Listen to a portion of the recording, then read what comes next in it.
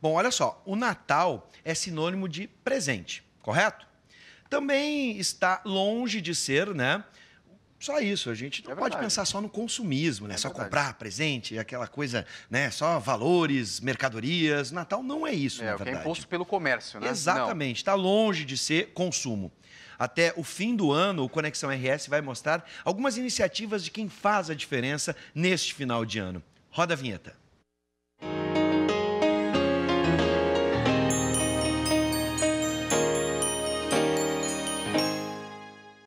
Bom, nós começamos com uma atividade para esposas e filhos de apenados do Presídio Central de Porto Alegre. E para isso a organizadora Marcele Cipriani está aqui com a gente para contar sobre essa experiência, sobre essa atividade de final de ano. Boa tarde, tudo bem? Boa tarde, tudo bem.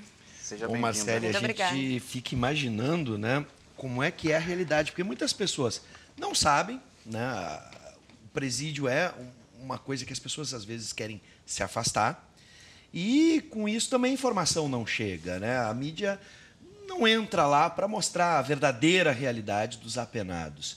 Então, a primeira coisa que eu te pergunto é a realidade do apenado. Como é que tu que entraste lá dentro, pesquisa, o Presídio Central é mesmo, como algumas pessoas chamam, né, fábrica de bandido, as pessoas não têm oportunidades, as pessoas são levadas ao crime, é um lugar que corrompe as pessoas. Como é que é a realidade do Presídio Central de Porto Alegre?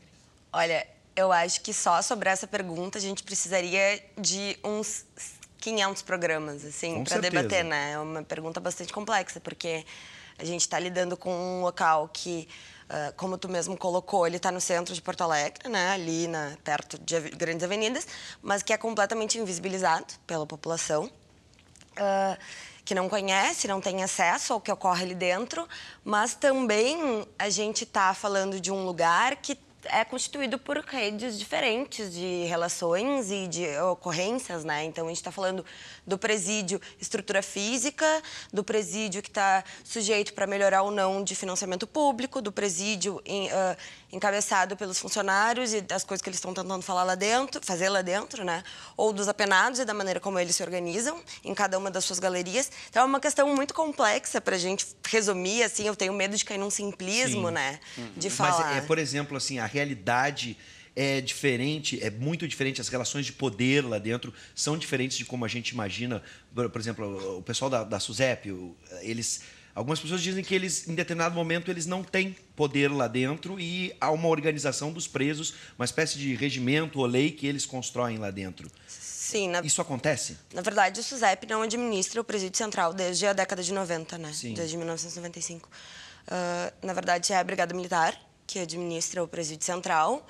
E, sim, existe, de fato, algumas formas de organização paralelas ali dentro, a partir de grupos de apenados que se organizam segundo seus próprios códigos e suas maneiras de viver.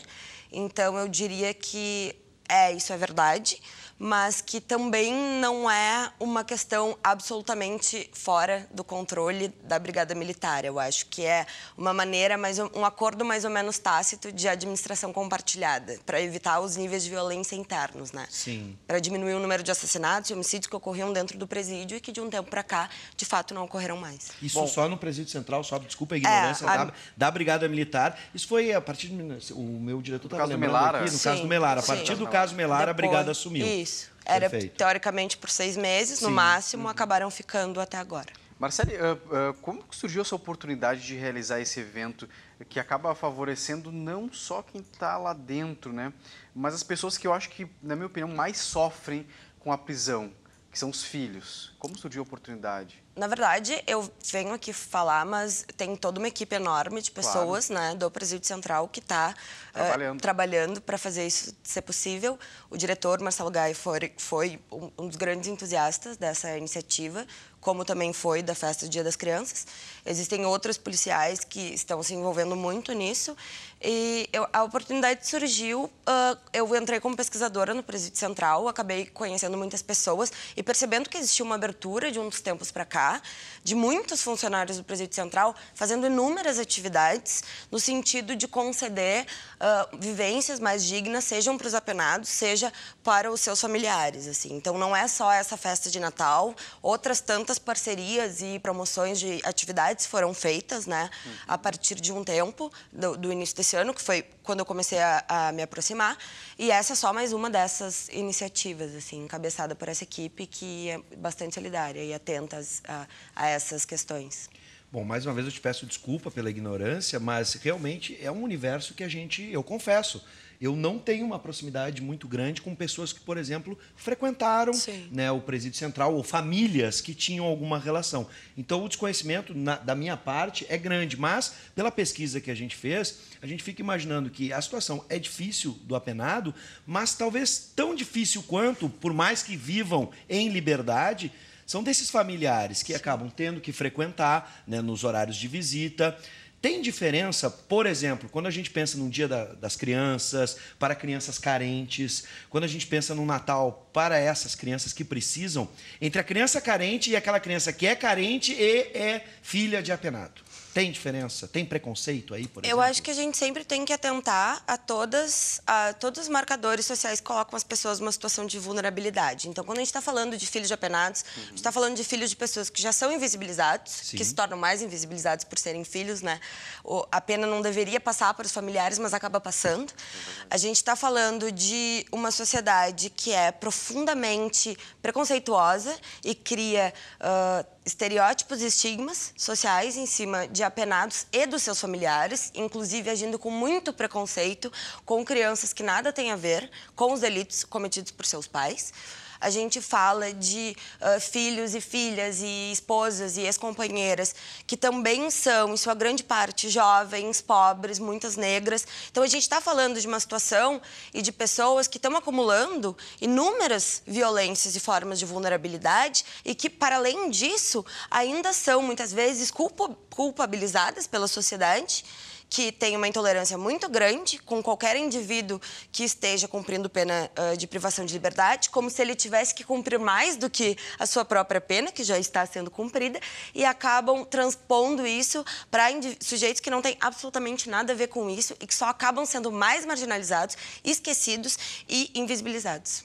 Bom, como é que o pessoal de casa que está ouvindo o teu relato e se aproximando desse evento, a partir dessa conversa que a gente está tendo agora, como que essas pessoas podem ajudar? Quais são os itens que podem ser doados? A gente pode mostrar a página, diretora? Pode, claro. A gente pode mostrar a página do evento no Facebook. Tu pode passar para o pessoal como participar, como ajudar, Marcele? Na verdade, os itens que estão sendo juntados são brinquedos, né, novos ou usados, mas em bom estado. Doces em geral, assim, balas, pirulitos, chicletes, para a gente poder fazer kits e distribuir para essas crianças, né?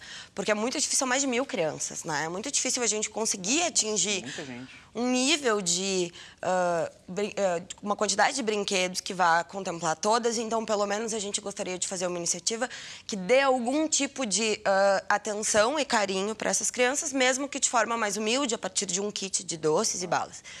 E isso pode ser entregue lá no Presídio Central, mesmo em nome da soldada Alisandra ou da assistente social Marluza.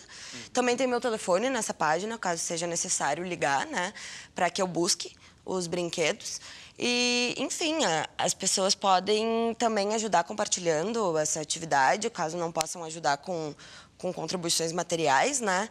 Divulgando, convidando os amigos para participarem, seja para que o Natal dessas crianças seja um pouco mais digno e também para que a gente caminhe em direção ao rompimento desse estigma social gigantesco e que é tão prejudicial para nós mesmos, né? Com certeza.